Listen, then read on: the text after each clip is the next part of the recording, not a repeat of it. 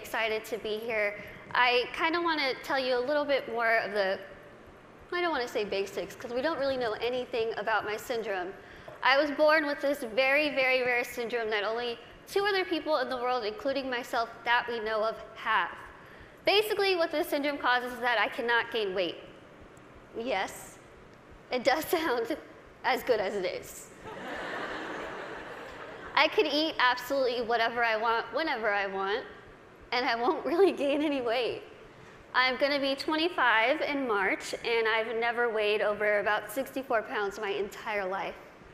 When I was in college, I hid, well, I didn't hide, everyone knew it was there, but it was a giant tub of Twinkies, donuts, chips, Skittles, and my roommate would say, I could hear you at 12:30 reaching under your bed to get food. But I'm like, you know what? It's all right, I can do these things. Because there are benefits to this syndrome. There are benefits to not being able to gain weight. There are benefits to being visually impaired. There are benefits to being kind of really small. A lot of people think, Lizzie, how in the world are you saying there's benefits when you can only see out of one eye? Let me tell you what the benefits are, because they're great. I wear contacts. Contact. Half off contacts. When I wear my reading glasses, half off prescription. If somebody is annoying me, being rude, stand on my right side. It's like you're not even there. I don't even know you're standing there. Right now, if I stand like this, I have no clue that there's this whole side of the room. Also, being small, I am very willing to volunteer myself to go to Weight Watchers, go to some gym and say, hi, I'm Lizzie. I will be your poster child. Put my face on whatever you need and I will say, hi, I use this program. Look how well it worked. Even though there are really amazing things that have come from this syndrome, there are also things that have been very, very difficult, as you can imagine. Growing up, I was raised 150% normally. When I was my parents' first child, and when I was born, the doctors told my mom, your daughter has no amniotic fluid around her at all. So when I was born, it was a miracle that I came out screaming. The doctors told my parents, we just want to warn you, expect your daughter to never be able to talk, walk, crawl, think, or do anything by herself. Now, as first-time parents, you could think that my parents would say, oh no, why? Why are we getting our first child to have all these unknown problems? That's not what they did. The first thing they told the doctor was, we want to see her, and we are going to take her home and love her and raise her to the best of our abilities. And that's what they did. I credit pretty much everything that I've done in my life to my parents. My dad is here with me today, and my mom is at home watching. Hi, Mom. She's recovering from a surgery, and she has been the glue that's held our family together and giving me the strength to see that she's going through so much, but she has this fighting spirit that she's instilled in me, that I have so proudly been able to stand in front of people and say, you know what, I've had a really difficult life, but that's okay. That's okay. Things have been scary, things have been tough. One of the biggest things that I had to deal with growing up was something that I'm pretty sure every single one of us in this room has dealt with before. Can you guess what that is? Starts with a B. Can you guys guess it? Boys. Boys? Bullying. I know what y'all are thinking. I should have come, why couldn't I sit here with them? I had to deal with bullying a lot, but as I said, I was raised very normally. So when I started kindergarten, I had absolutely no idea that I looked different.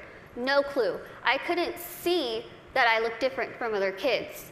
I think of it kind of as a big slap of reality for a 5-year-old because I went into school first day decked out in Pocahontas gear. I was ready. I went in with my backpack that looked like a turtle shell because it was bigger than me, and I walked up to a little girl, I smiled at her. She looked up at me like I was a monster, like I was the scariest thing she'd ever seen in her life. My first reaction was, she is really rude. I am a fun kid and she's the one missing out, so I'll just go over here and play with blocks or boys. I thought the day was going to get better, and unfortunately it didn't. The day kind of got worse and worse, and a lot of people just wanted to have absolutely nothing to do with me, and I couldn't understand why. Why? What did I do? I didn't do anything to them. In my mind, I was still a really cool kid. So I had to go home and ask my parents, what's wrong with me? What did I do? Why don't they like me? And they sat me down and they said, Lizzie, the only thing that's different about you is that you're smaller than the other kids. You have this syndrome, but it's not going to define who you are. They said, go to school, pick your head up, smile, continue to be yourself, and people will see that you're just like them. And so that's what I did. I want you to think and ask yourself this in your head right now. What defines you? Who are you? Is it where you come from? Is it your background? Is it your friends? What is it? What defines who you are as a person? It's taken me a very long time to figure out what defines me. For so long, I thought what defined me was my outer appearance. I thought that my little tiny legs and my little arms and my little face was ugly. I thought it was disgusting. I hated when I would wake up in the morning and I was going to middle school and looking in the mirror, getting ready and thinking, can I just scrub this syndrome off? It would make my life so much easier if I could just scrub it off. I could look like the other kids. I wouldn't have to buy clothes that had Dora the Explorer on it. I wouldn't have to buy stuff that was bedazzled when I was trying to be like the cool kids. I would wish and pray and hope and do whatever I could to pray that I would wake up in the morning and I would be different and I wouldn't have to deal with these struggles. It's what I wanted every single day, and every single day I was disappointed. I have an amazing, amazing support system around me who never pity me, who are there to pick me up if I'm sad, who are there to laugh with me during the good times, and they taught me that even though I have this syndrome, even though things are hard, I can't let that define me. My life was put into my hands, just like your lives are put into yours. You are the person in the front seat of your car. You are the one who decides whether your car goes down a bad path or a good path. You are the one that decides what defines you. Now, let me tell you, it could be really hard to figure out what defines you.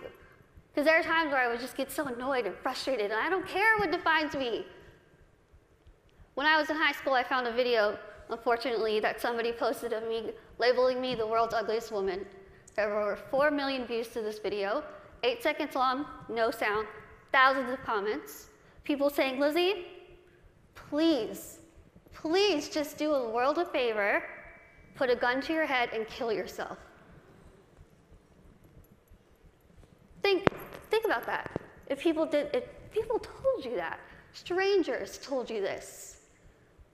I cried my eyes out, of course, and I was ready to kind of fight back, and something kind of clicked in my head, and I thought, I'm just going to leave it alone.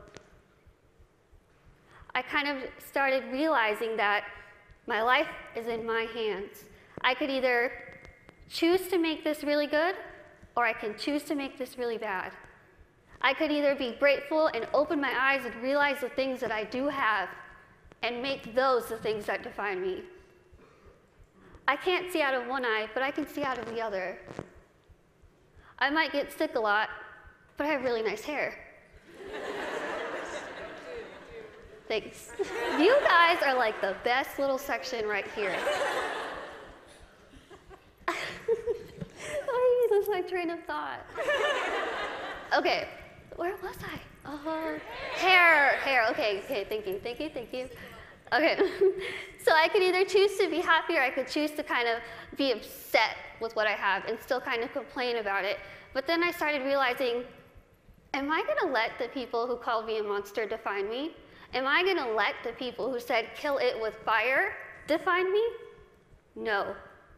I'm gonna let my goals and my success and my accomplishments be the things that define me, not my outer appearance, not the fact that I'm visually impaired, not the fact that I have this syndrome that nobody knows what it is. So I told myself I'm going to work my butt off and do whatever I could to make myself better, because in my mind, the best way that I could get back at all those people who made fun of me, who teased me, who called me ugly, who called me a monster, was to make myself better and to show them, you know what? Tell me those negative things, I'm going to turn them around, and I'm going to use them as a ladder to climb up to my goals. That's what I did. I told myself I wanted to be a motivational speaker, I want to write a book, graduate college, have my own family, my own career. 8 years later, I'm standing in front of you, still doing motivational speaking. First thing, I accomplished it. I wanted to write a book.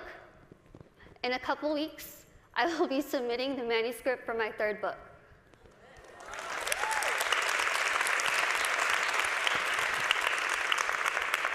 I wanted to graduate college, and I just finished college. I'm getting a degree. I'm getting a degree in communication studies from Texas State University in San Marcos, and I have a minor in English. I really tried to use real life experience while I was getting my degree, and my professors were not having it.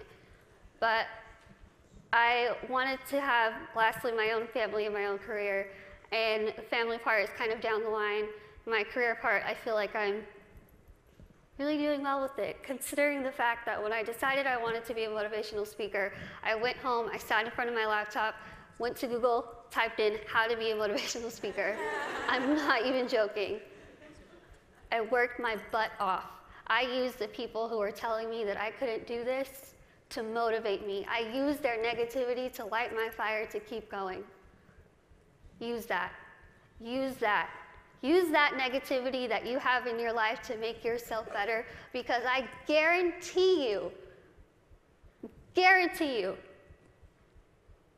you will win. Now, I want to end with asking you again. I want you to leave here and ask yourself what defines you. But remember, brave starts here. Thank you.